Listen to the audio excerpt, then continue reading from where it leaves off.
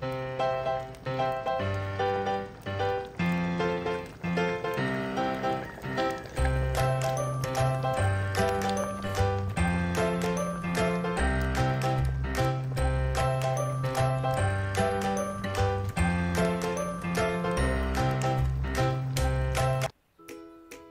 guys! For today's vlog, magluluto tayo ng munggo overload. Ito na yung mga gagamitin natin ingredients. Gagamit tayo dito ng kalahating kilong hipon.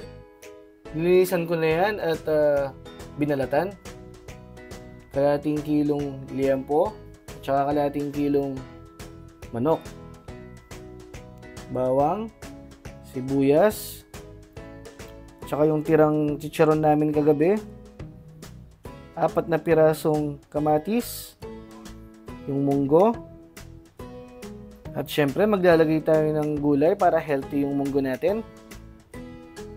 2 pirasong talong, hiniwa ko lang ng ganyan. Isang maliit na ampalaya, ibinabad ko na sa tubig na may asin para hindi masyadong mapait.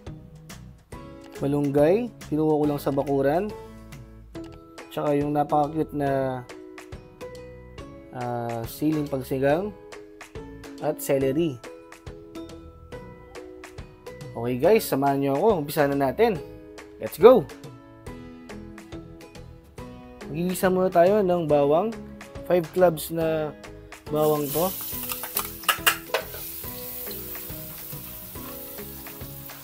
I-brown lang natin siya ng konti. Pag medyo brown na, maglalagay na tayo ng 1 big size na onion. Then, tuloy lang natin yung pagluto ng mga 1 minute.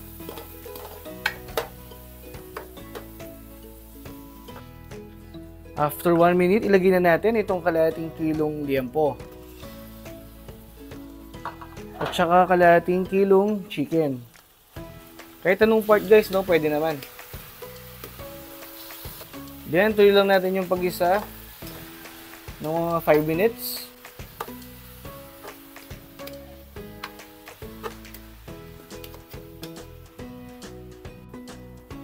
After 5 minutes, titimplan lang natin siya ng paminta.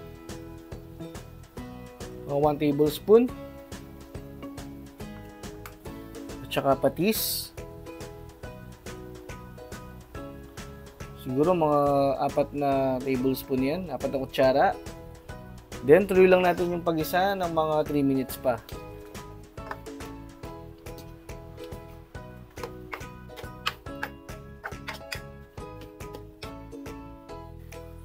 After 3 minutes, iahon muna natin yung mga chicken para hindi ma-overcook.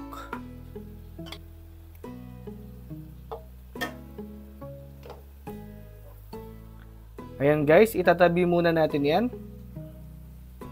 Then, pwede na tayong maglagay ng kamatis.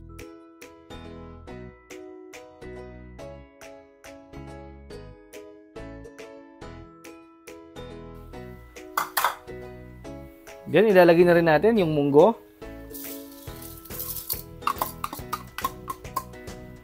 At ituloy lang natin yung pag-isa ng mga 2 minutes.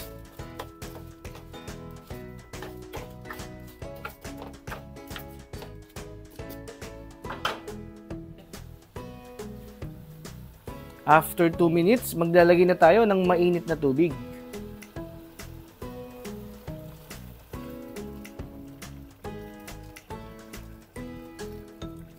And guys, yung saktong lulubog muna yung mga sahog natin. Konting halo lang.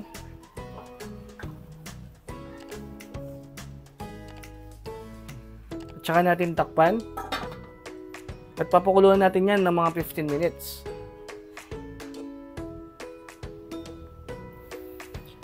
After 15 minutes,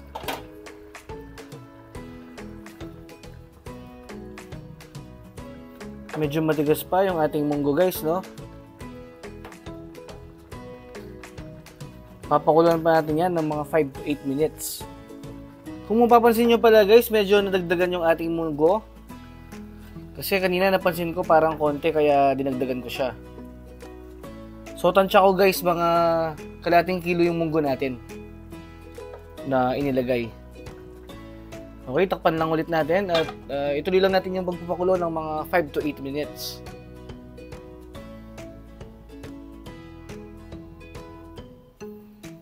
After 5 minutes, ayan guys, malambot na yung munggo natin.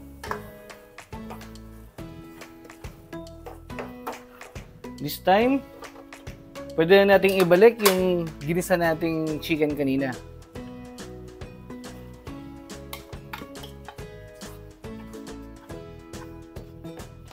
And then, mag-add pa tayo ng tubig.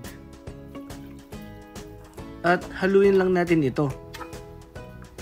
Takpan lang ulit natin guys at ituloy lang natin yung pagluto ng mga another 15 minutes. After 15 minutes, pwede na natin ilagay yung ampalaya.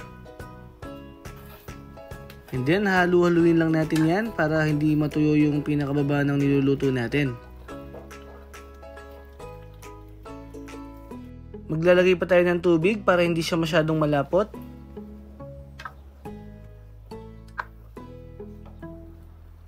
After 3 minutes, pwede na natin ilagay yung talong at saka yung siling pamaksiw o siling pangsigang natin. Pagkatapos, ituloy lang natin yung pagluto ng mga 5 minuto.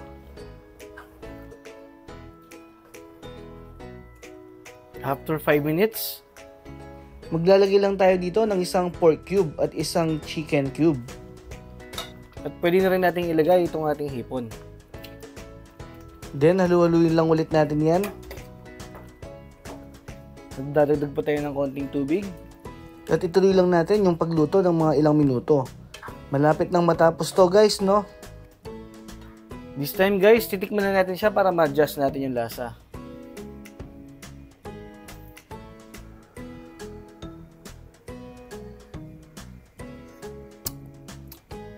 Mag-add pa tayo ng mga 2 tablespoon na patis. At saka seasoning. Diyan, haluin lang ulit natin guys. Grabe guys, ang sarap nito oh. Overload na overload. Tikman lang natin ulit.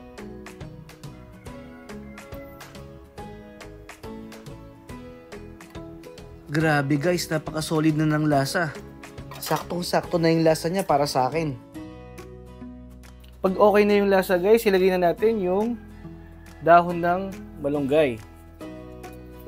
At saka yung ating celery. Pampabango at pampasarap. Yan guys, haluin na lang natin ito. At ituloy na lang natin yung pagluto no, ng mga 1 minute. At okay na to.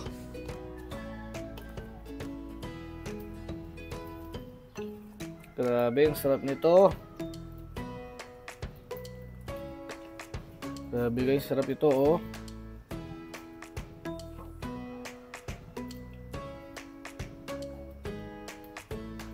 Ngayon naman guys, ilalagay na natin yung huling ingredients natin, yung chicharon. At okay na to. Pwede na itong iserve. Kung umabot ka sa part ng video na to, maraming salamat sa iyong panonood. At kung hindi ka pa nakasubscribe, mag-subscribe ka na. At kung nagustuhan mo naman ang video natin ngayon, maaaring paki-like and share. Okay guys, hanggang sa muli. Bye!